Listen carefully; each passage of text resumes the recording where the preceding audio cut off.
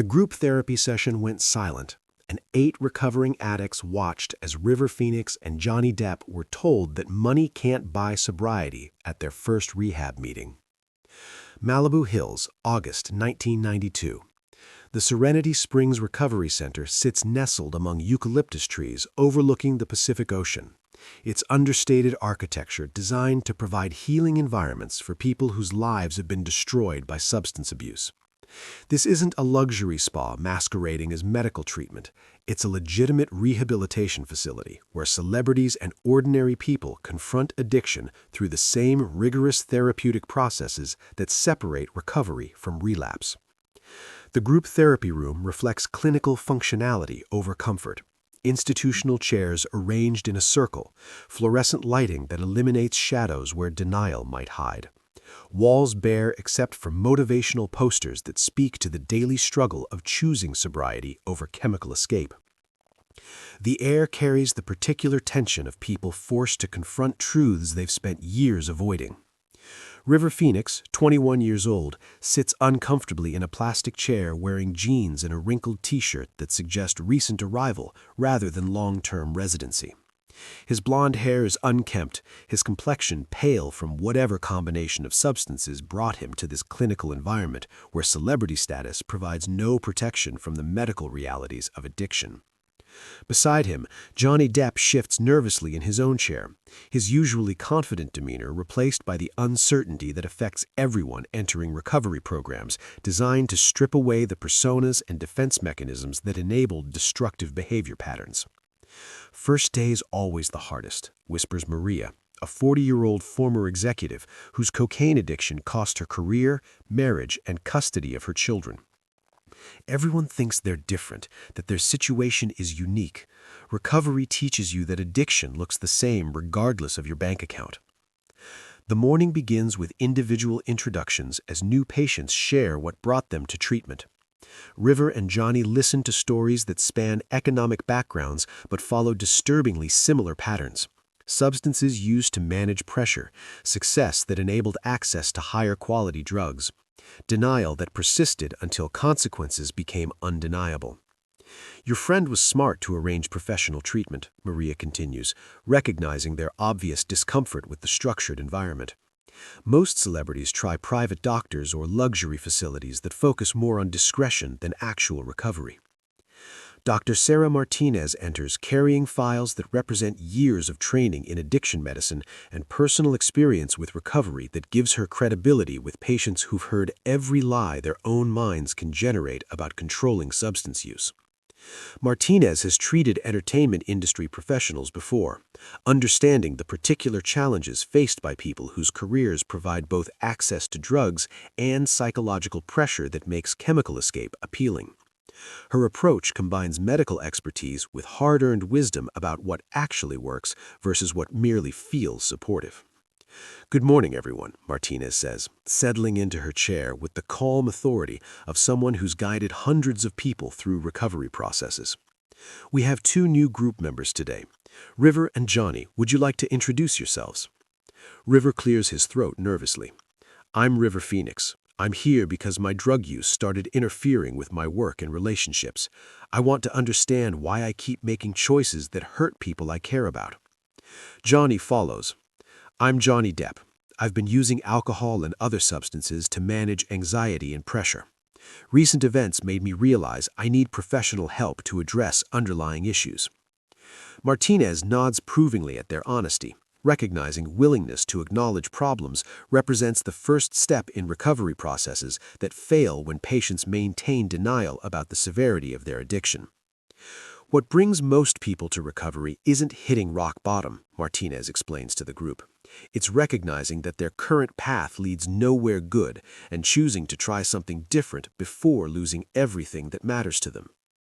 The session proceeds with established group members sharing recent struggles and victories in their ongoing recovery. Each story reinforces common themes: the daily choice between sobriety and chemical escape, the difficulty of changing social circles that enable drug use, and the challenge of developing healthy coping mechanisms for stress and emotional pain. Recovery isn't just stopping drug use. shares David, a musician whose heroin addiction destroyed a promising career. It's learning to live without chemical assistance for every difficult emotion or stressful situation. River and Johnny listen with growing understanding of the work required for sustainable recovery.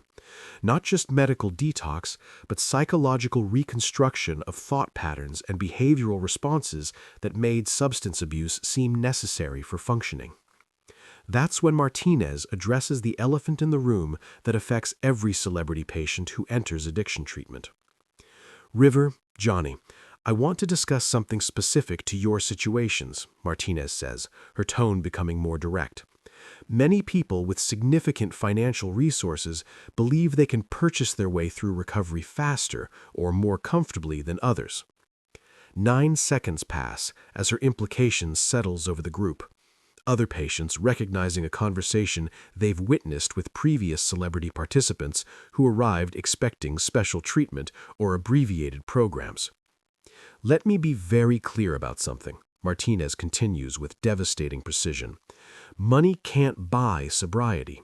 Wealth might provide access to better facilities or private treatment, but the actual work of recovery, the daily choice to stay clean, the psychological changes required for sustainable sobriety, that can't be purchased or accelerated through financial advantage. The words hit River and Johnny like cold water, forcing recognition of assumptions they hadn't realized they were making about their ability to handle addiction differently than other people whose stories they'd been hearing. Other group members watch with knowing expressions, remembering their own early beliefs that their situations were somehow unique or that their resources would make recovery easier than it proved to be for people without similar advantages. Then River Phoenix does something that surprises everyone in the room, including Martinez.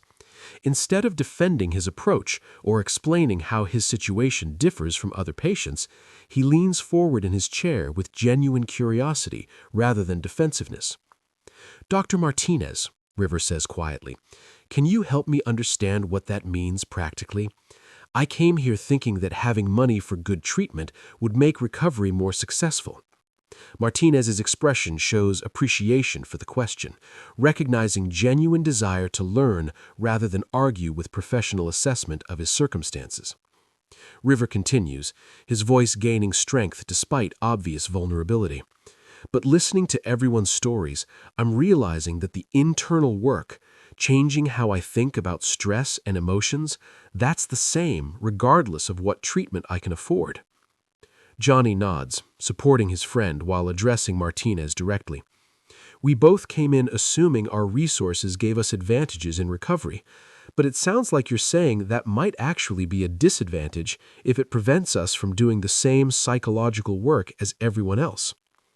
The silence that follows carries different energy than typical group therapy. Not awkward disclosure, but recognition that these young men are engaging with recovery concepts more honestly than most celebrity patients in their first sessions. David breaks the moment, his musician's sensitivity recognizing authentic emotional honesty when he encounters it. "That's exactly what she means. I spent years thinking my talent made me different from other addicts, that I could control my use because I was creative. Turns out, addiction doesn't care about your special qualities." Maria adds, "I thought my business success meant I was stronger than other people with drug problems. Kept trying to manage my cocaine use like a business problem that could be solved through better planning and self-discipline." Martinez watches River and Johnny process these perspectives, seeing something she rarely observes in first-session celebrity patients. Genuine willingness to consider that their circumstances might not make recovery easier, but potentially more difficult. "The challenge for people with significant resources," Martinez explains, "is that money provides access to drugs and enables isolation from consequences longer than people without financial buffers. It can actually delay the recognition that professional help is necessary." River addresses this directly. "So, our ability to afford high-quality drugs and private spaces to use them might have made our addictions worse rather than more manageable." "Possibly," Martinez agrees. "And more importantly, the psychological work of recovery, developing healthy coping mechanisms, building authentic relationships not based on substance use, learning to tolerate difficult emotions without chemical assistance. None of that can be purchased or expedited. Johnny leans back in his chair, his expression showing recognition of truths he hadn't wanted to acknowledge about his own approach to managing addiction through financial resources rather than behavioral changes. "We both need to do the same daily work as everyone else in this room," Johnny says slowly. "Choose sobriety every morning, attend meetings, practice new responses to stress and emotional triggers." The group members nod approvingly, recognizing that these Hollywood actors are engaging with recovery principles more honestly than they'd expected from people whose celebrity status often insulates them from accountability.